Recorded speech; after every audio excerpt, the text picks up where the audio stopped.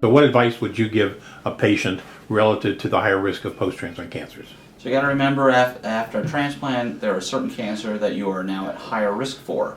Skin cancers being number one, lymphomas being number two, but there's in fact a host of others that are slightly elevated above background.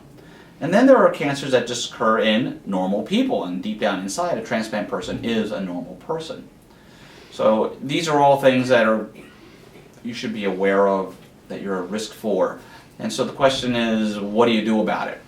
So routine cancer screening is important in the normal population as well as the transplant population, and the screening is a little different. So the mammograms, the colonoscopies, things like that that even normal people get, transplant patients should partake in all of these things.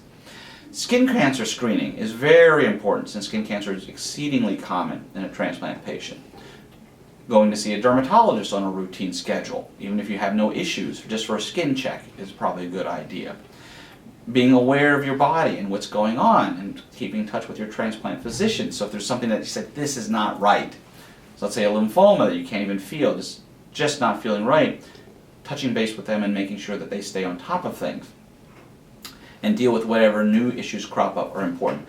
And the most important reason for all of these things is many cancers caught early. Let's say skin cancer, you catch it early when it's a little dot, you buzz it, cauterize it, freeze it, whatnot, you're cured. Caught late, skin cancer is now major surgery or potentially metastatic disease and death. So there's a huge difference between a little dot and something now that has grown and has spread. So the treatments are different, easy versus not easy. The prognosis is different, 90% plus cure versus incurable. And so for all these things, prostate cancer, colon cancer, breast cancer, skin cancer, even lymphomas, it's critical that you catch it early because that'll affect your treatment and your prognosis.